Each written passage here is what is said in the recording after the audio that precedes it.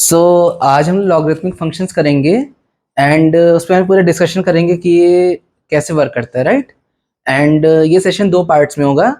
पहला पार्ट आज हम लोग पूरी थ्योरी कवर करेंगे एंड थोड़े बहुत क्वेश्चंस पे करेंगे। एंड जो नेक्स्ट सेशन होगा उसमें हम लोग लॉगरिथमिक इनइक्वालिटीज देखेंगे and JEE mains and JEE advanced के क्वेश्चंस देखेंगे इन दोनों पे, राइट। सो स्टार्ट करते हैं सेशन को। सो लॉगरिथमिक फंक्शंस को समझने से पहले आप लोगों को एक्सपोनेंशियल का थोड़ा सा आइडिया होना चाहिए। थोड़ा सा मतलब बहुत बेसिक सा कि ए टू द पावर एक्स एक एक्सपोनेंशियल फंक्शन होता है, बस इतना, यही बस पता होना चाहिए। सो अगर मैं कह रहा हूँ a to the power x is equal to b, तो आप लोग को ये पता होना चाहिए कि ए ग्रेटर देन जीरो होता है and A should not be one, right. And B is always greater than zero, right. ये होता है। एंड अगर इसका आपको प्रूफ चाहिए तो भी मैं दे दे रहा हूँ। आप इसका ग्राफ ड्रॉ करिए। ये ए ग्रेटर देन वन के लिए है एंड ये ए लेस देन वन के लिए एंड ग्रेटर देन जीरो के लिए, राइट। सो यहाँ से बी हमेशा पॉजिटिव आ रहा है, ए हमेशा जीरो से इन्फिनिटी के बीच में लाई कर रहा है, बट वन नहीं बन रहा है, राइट। सो इसी कॉन्सेप्ट को यूज करते हुए हम लोगों ने लॉगरिथमिक फंक्शन को डिजाइन किया। सो होता क्या लॉगरिथमिक फंक्शंस? वेल, अगर आपसे कोई कहे कि यहाँ पे इस इक्वेशन में x की वैल्यू निकालो, तो यहाँ से कोई जनरल वैल्यू हम लोग निकाल नहीं पा रहे थे, कोई फॉर्मूला नहीं हम लोग मिल रहा था। तो उसी को मैनिपुलेट करने के लिए साइंटिस्ट ने क्या किया, वहां से एक नया फंक्शन ही डिफाइन कर दिया जिसे हम लोग लॉगरिथमिक फंक्शन के नाम से जानते हैं, राइट। सो अगर यहाँ से कहे कि x की वैल्यू निकालनी है तो वो कैसे निकालेंगे देखते हैं। x is equal to log base a of b, right. इस स्टेटमेंट का मतलब क्या है? इसका मतलब है कि अगर a को मैं x से रेस करूंगा तो जो आंसर है वो b आएगा। आई रिपीट, a को अगर x से रेस करूंगा तो आंसर b आएगा, राइट। बस यही होता है लॉगरिथम। पूरा लॉगरिथम इसी के अराउंड रिवॉल्व करेगा। सो इट मींस अगर आपको a के फॉर्मूला पता है, log a of b is equal to x, it implies that b is equal to a to the power x। आप समझिए आपका 90% लॉगरिथम हो गया है, 90%। And I really mean it, right. 90% आपका हो जाएगा। अभी मैं इसका प्रूफ भी दूंगा कैसे। सो कुछ प्रॉपर्टीज देखनी हम लोग, बस मैं बता रहा हूँ 4 प्रॉपर्टीज। अगर आपको 4 प्रॉपर्टीज आ गई तो आप पूरा लॉगरिथम कर सकते हैं, बस 4 प्रॉपर्टीज से। जो बाकी की 10-15 प्रॉपर्टीज होती हैं वो सब उन्हीं से आती हैं, तो उससे अगर आप याद भी नहीं करते हैं उसके बिना भी आप क्वेश्चन सब बना सकते हैं। देखते हैं कैसे। Main thing is the knowledge. अगर आपके कॉन्सेप्ट्स एंड नॉलेज क्लियर है तो आप लोग कोई भी क्वेश्चन कर सकते हैं। It's not about learning the फॉर्मूले, right, it's about the concepts, right. So देखते हैं। पहला formula, log a is equal to ये, it implies x is equal to b to the power, sorry, b is equal to a to the power x। ये सबसे important formula, इसी से बाकी सब डिराइव हुए, right. And second formula, log base a of mn is equal to log base a mod m plus log mod n। अरे यहाँ mod क्यों आ गया? अरे mod इसलिए आया क्योंकि m और n नेगेटिव भी तो हो सकते हैं, तो नेगेटिव नेगेटिव का प्रोडक्ट प्लस बनेगा, राइट। बट यहाँ पर मैं नेगेटिव नहीं रख सकता हूँ क्योंकि नेगेटिव रखूँ डोमेन के बाहर चला जाएगा, राइट। तो अनडिफाइंड हो जाएगा लॉग, इसलिए यहाँ mod मैंने ले लिया जिससे कि पॉजिटिव वैल्यू बन जाए। सो ये भी पॉजिटिव हो जाएगा, ये भी पॉजिटिव हो जाएगा। तो जब भी हम लोग पावर बाहर निकालेंगे या प्रोडक्ट तोड़ेंगे या डिवीजन तोड़ेंगे तो उस केस में हमेशा हम लोग मॉड लगाएंगे, क्योंकि हम लोग पता नहीं कि जो स्क्वायर रूट, वो या तो पावर जो थी क्या वो स्क्वायर रूट थी, तो अगर स्क्वायर रूट होगी तो प्लस माइनस से बाहर आएगा ना वो, तो इसलिए कंफ्यूजन हो जाता है, इसलिए हमेशा मॉड लेना चाहिए। In fact root of x square is equal to, option दे रहा हूं मैं, x minus x plus minus x, नहीं, मॉड एक्स नन। तो क्या होगा एक बार इसमें सोचिए ध्यान से, ये क्या आएगा? ये मॉड एक्स आता है, राइट। तो इसका मतलब, अच्छा बस इतना देखिए, ठीक है। Square root of x square is equal to mod X, इतना याद रखिएगा क्योंकि बहुत से लोग इसे एक्स कहते हैं, राइट। ये याद रखिएगा, बहुत इंपॉर्टेंट चीज है ये। बहुत बार जे में भी इससे रिलेटेड क्वेश्चन आ जाते हैं। Square root of x square दे देता है एंड सभी लोग उसे डायरेक्टली एक्स लिख कर सॉल्व कर देते हैं, तो उससे जो निगेटिव वाले रूट्स रहते हैं वो रह जाते हैं। तो ये गलती नहीं करनी है, राइट। सो अब थर्ड प्रॉपर्टी पे आते हैं, log base A m to the power n, right. अभी मैंने क्या बोला था, पावर यहां से बाहर आएगी, n log a, क्या ऐसे लिख दूं m को, नहीं, मॉड m लिखेंगे। मॉड m क्यों, क्योंकि हो सकता है नेगेटिव हो, तो that's why. And fourth most important property, one of the most important, base changing, log base a b is equal to, अच्छा ठीक है, यहां पर ऊपर यहां भी है, राइट। तो मान लो बेस c में जाना है, कोई भी c है, ठीक है, ऊपर b आएगा, एंड यहाँ बेस क्या है, a है, राइट। बेस a है, तो जो बेस होता है वो हमेशा नीचे होता है, तो इससे जो a वाला टर्म आएगा वो हमेशा नीचे आएगा, डिनोमिनेटर में आएगा। तो log base c of a, तो log b of base a is equal to log b of base c divided by log a of base c। a base था यहाँ पर, तो यहाँ पर भी नीचे ही आएगा, क्योंकि बेस हमेशा नीचे होता है, राइट, इसलिए यहाँ पे डिनोमिनेटर में आया है, दैट्स वाई। बस आपको ये प्रॉपर्टीज याद रखनी है, तो आप लोग पूरा लॉगरिथम कर सकते हैं, पूरा जितना भी क्वेश्चंस हैं सब। इनफैक्ट जो आगे प्रॉपर्टीज है मैं इसी से डिराइव आप लोग करके दिखाऊंगा। चलिए देखते हैं कैसे होगी।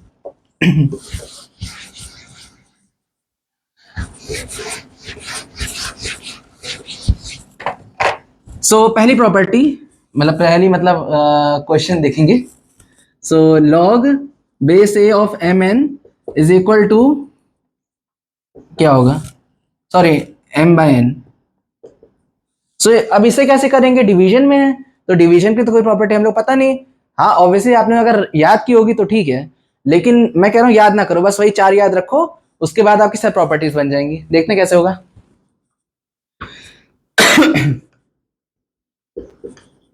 m बाय n को मैं क्या लिख सकता हूँ, log base a m n minus 1 लिख सकता हूँ, राइट। ये होगा, यही होगा ना। सो log a mod m plus log base a mod n की पावर माइनस 1, ये होगा। अच्छा पावर log के बाहर आ जाएगी, सो log base a mod m minus log base a mod n बन गया। यही तो फॉर्मूला होता है, हमने इसे रट लेते हैं, लेकिन रटना नहीं है, ऐसे समझ लेना है। हाँ ऑब्वियसली अगर जब आप इससे अच्छे समझ लें तो भले याद कर सकते हैं, बट अभी क्या है, आपको मेन कॉन्सेप्ट पे फोकस करना है। अगर कॉन्सेप्ट अगर क्लियर है तो आप लोग आराम से सब क्वेश्चन कर सकते हैं, राइट। सो अब नेक्स्ट क्वेश्चन चलते हैं, यानी नेक्स्ट प्रॉपर्टी पे जिसे हम डिराइव करेंगे, राइट। चलते हैं। सो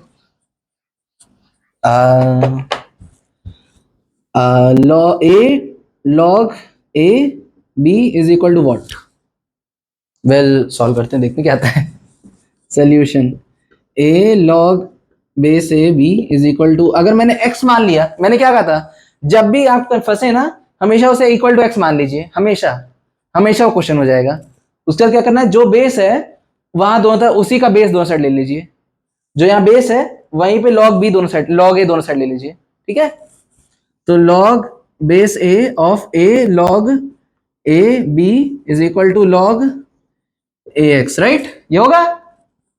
सो अब यहाँ पे ये पावर में पावर बाहर आ जाएगी, log base a of b into log base a of a is equal to log base a of x। मैं तो कह रहा हूं ये भी याद ना रखो, log a of a is equal to 1। मैं कह रहा हूं ऐसे करो ना, log base a of a is equal to x मान लिया, so a is equal to a की power x, right. So x is equal to 1। अभी ऐसे करो, ऐसे ऐसे करते करते धीरे धीरे एक अगर ऐसे कॉन्सेप्चुअल क्लैरिटी हो जाएगी ना, तो एडवांस से बड़ी इससे हेल्प मिलती है। यहाँ पे सिर्फ फॉर्मूला रटने का खेल नहीं है, मेन एडवांस में क्या है, वहां पर पूरा नॉलेज जरूरी है, कॉन्सेप्ट क्लैरिटी जरूरी है, राइट। सो ये 1 बना, which implies log base a b is equal to log base a x implies that x is equal to b। तो ये b के बराबर है, ये b है, राइट।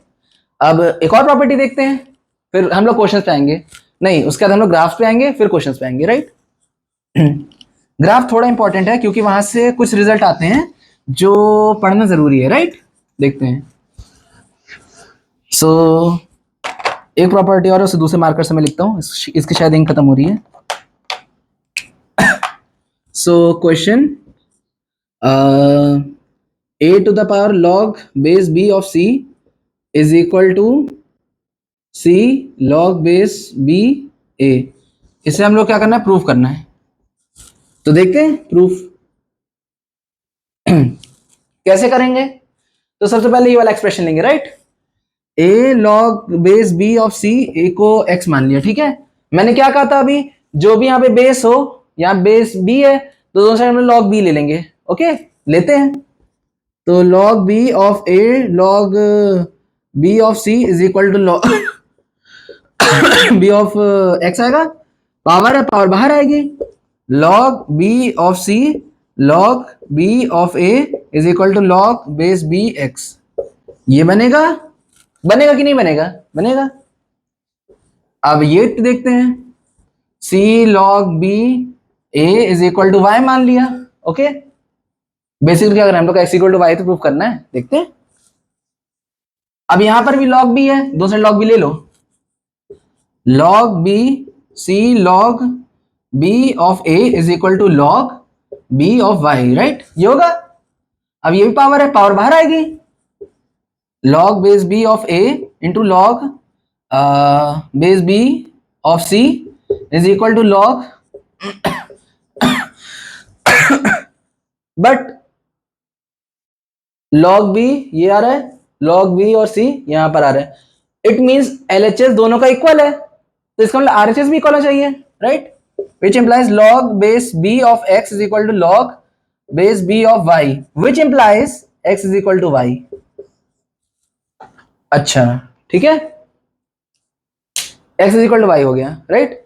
ऐसा मैं क्यों कह पा रहा हूं, एक बहुत ही सिंपल सी चीज है, वन वन फंक्शंस होते हैं, तो जो लॉगरिथम होता है एंड एक्सपोनेंशियल वो दोनों लॉगरिथम फंक्शन होते हैं, तो इट इंप्लाइज दैट अगर f of x1 is equal to f of x2 है, तो ये इंप्लाई करेगा x1 is equal to x2, right, क्योंकि ये वन वन फंक्शन है, right, that's why.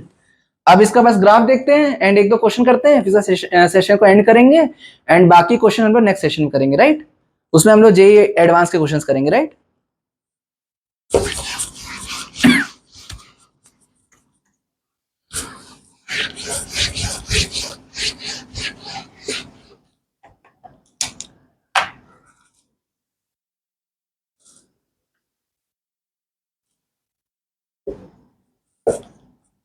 y is equal to a to the power sorry, right, ये है।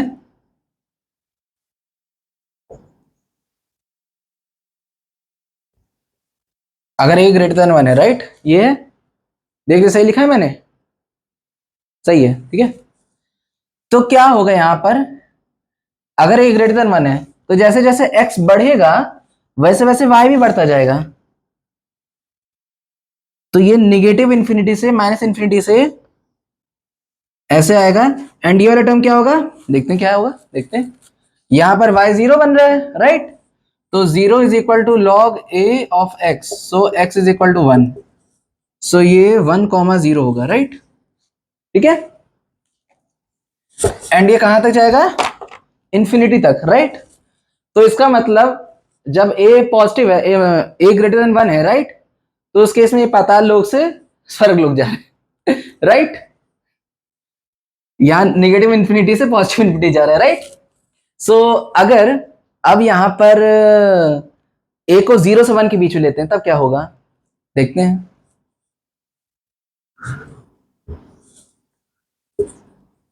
Same graph है, बस यहाँ पे a1 0, ठीक है। यहां पर क्या हो रहा है, यहां पर ये पॉजिटिव यहां से होते हुए ऐसे जा रहे हैं, राइट, ऐसे जाएगा ना, देख लेते हैं, ठीक से बना दे रहा हूं।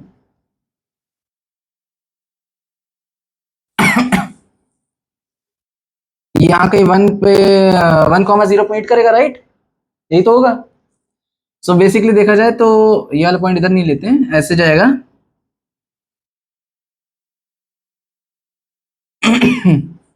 1,0 पे मीट करेगा एंड ऐसे जाएगा, ये पॉजिटिव इंफिनिटी से नेगेटिव इंफिनिटी जा रहा है एंड ये नेगेटिव इंफिनिटी से पॉजिटिव इंफिनिटी जा रहा है, राइट। सो अब थोड़ा ग्राफ एनालिसिस का करते हैं कि बेसिकली हो क्या रहा है यहाँ पर। तो पहले ग्रेटर देन a का केस लेते हैं, ठीक है।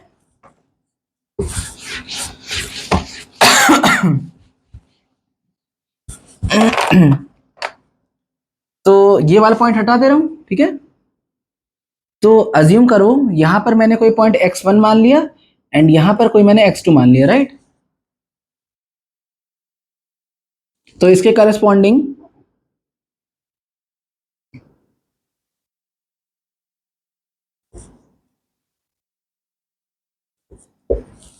x1 करस्पॉन्डिंग y1 है एंड x2 करस्पॉन्डिंग y2 है, राइट, ये होगा। सो इससे हम लोग क्या पता चल रहा है कि fx2 is greater then fx1 है।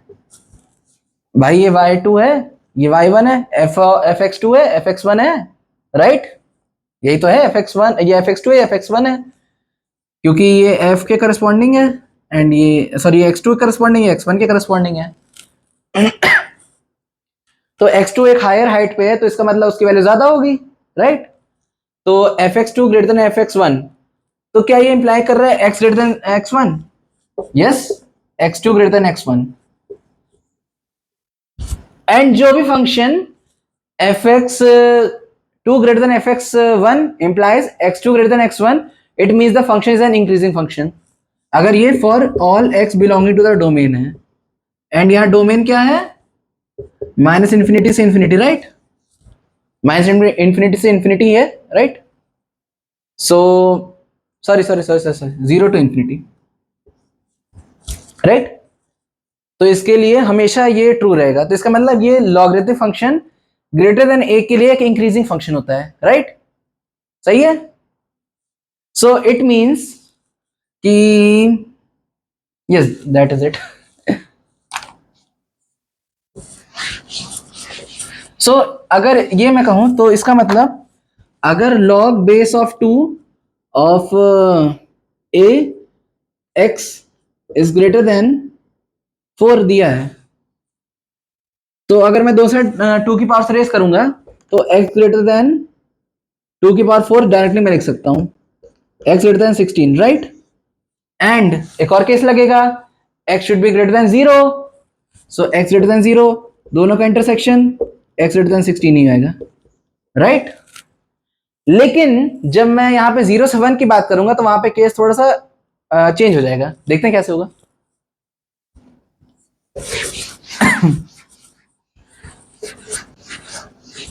सो देखते हैं,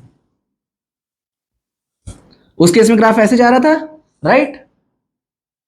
तो एक यहां पर मैंने थोड़ा सा इसे मैं वैसे चेंज कर दे रहा हूं, वैसा ग्राफ बनता नहीं बट जिससे कि विजिबिलिटी ठीक रहे इसलिए मैं बना रहा हूं, राइट।